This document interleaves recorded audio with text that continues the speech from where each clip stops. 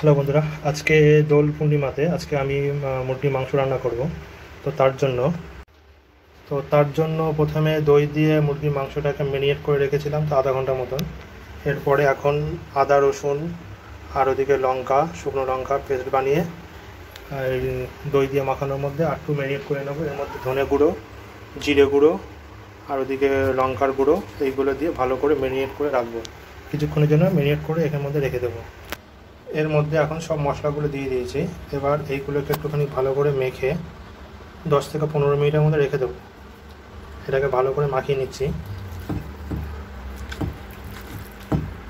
যাতে মশলাগুলো গায়ে গায়ে যায়। এই যে মাখানো কমপ্লিট। এবার এটাকে কিছুক্ষণের জন্য রেখে দেবো। এরপরে যেগুলো ভাজবো, যেমন আলু আছে, পেঁয়াজ আছে, এগুলো ভেজে নেবো। ততক্ষণ এই মাংসটাকে ভালো করে একটু রেখে দিই। এখন এই কড়াইয়ের মধ্যে সর্ষের তেল দিয়ে দেবো। সর্ষের তেলের মধ্যে আলু আর পেঁয়াজটাকে একটু ভেজে নেব। তো সর্ষের তেলটার মধ্যে কড়াইটা গরম হয়ে গেছে।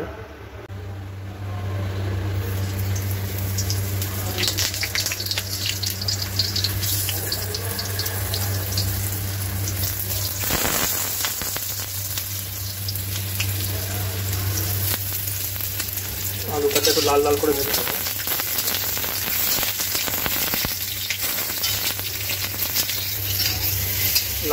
আলুটার মধ্যে একটুখানি হলুদ দিয়ে দিলাম। হলুদ একটু নাড়িয়ে চাড়িয়ে নিয়ে একটু লাল লাল করে ভেজে নেব। তারপরে পেঁয়াজটা করে ভেজে নেব। লাল লাল করে ভাজা হয়ে গেছে। এখন আলুগুলোকে তুলে নেব। এই তেলের মধ্যেই কুচনো পেঁয়াজ আছে, কুচনো পেঁয়াজগুলোকে একটু ভেজে নেব। পেঁয়াজগুলোকে একটু লাল লাল করে ভেজে নেব।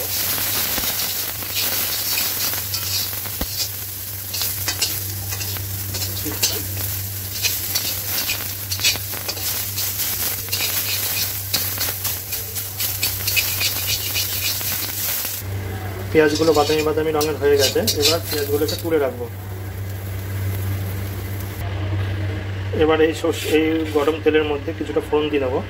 ফোড়নের মধ্যে আছে জিরে, দুটো তেজপাতা আর এখানে হচ্ছে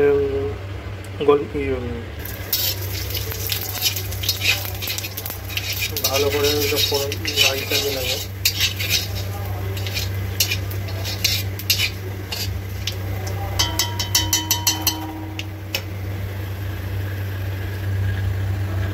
এর মধ্যে এবার কুচনো কিছুটা আলাদা করে পেঁয়াজ কেটে রেখেছিলাম, সেটা দিয়ে দেবো।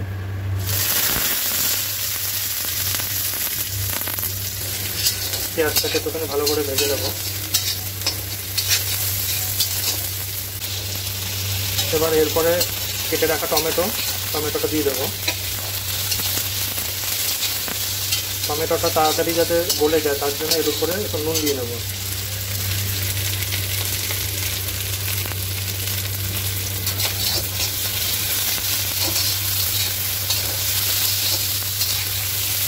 হালকা একটু ভেজে নেওয়ার পরে এর উপরে মাংসটা দিয়ে দেবো।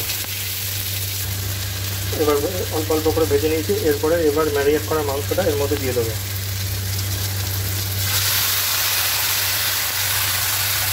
এই ম্যারিনেট করা মাংসটা দেওয়ার পরে এটাকে ভালো করে মিক্স করে নাড়িয়ে চালিয়ে নেবো।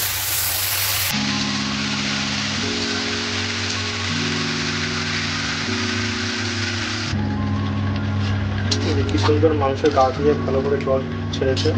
একটু ভালো করে কষিয়ে নেওয়ার পরে এই আলুটা দিয়ে দেবো। এর মধ্যে একটু ভালো করে এদিক ওদিক করে নাড়িয়ে নিই।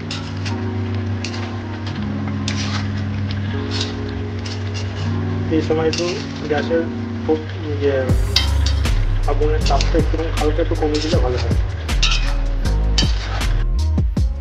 কিছুক্ষণ সেদ্ধ করে নেওয়ার পর দেখো টমেটো গা দিয়ে কেমন করে খোসাগুলো ছড়িয়ে যাচ্ছে।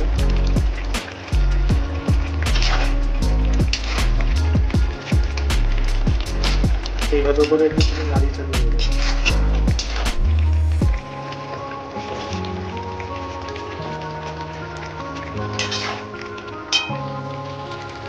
কিছুক্ষণ কষিয়ে নেওয়ার পর এবার ভেজে রাখা আলুগুলো দিয়ে দেবো।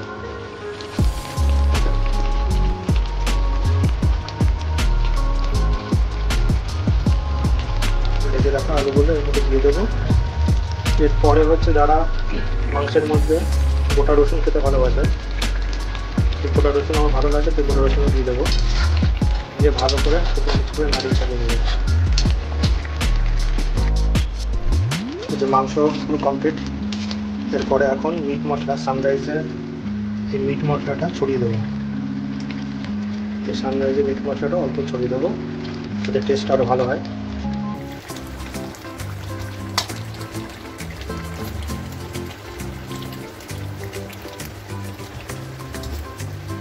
দিয়ে একটু নাড়িয়ে নেব।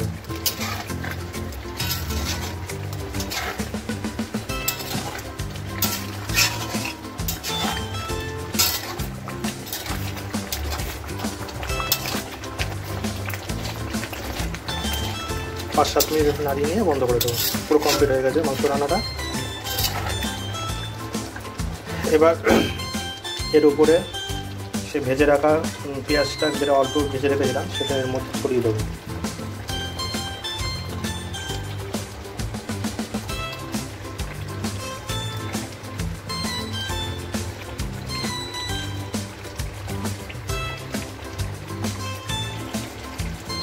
এর উপরে একটুখানি ধনেপাতা ছিটিয়ে দিলাম, যাতে একটু দেখতে ভালো লাগে, হালকা একটু সেন্ট যেন আসে। অনেকে আবার দেয়ও না ধনেপাতা, কিন্তু আমি দিলাম, দেখা যাক খেতে কেমন হয়।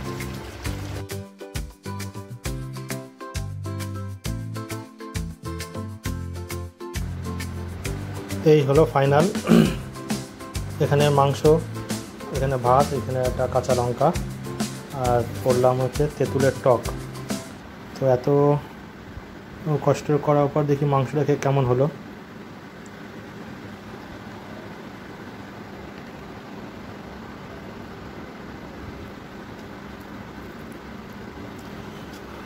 সেদ্ধ হয়েছে ভালো।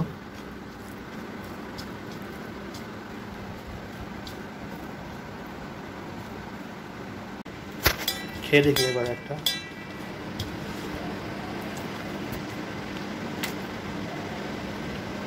ফার্স্ট ক্লাস, সুন্দর হয়েছে। যেমন মাংসটা সেদ্ধ হয়েছে,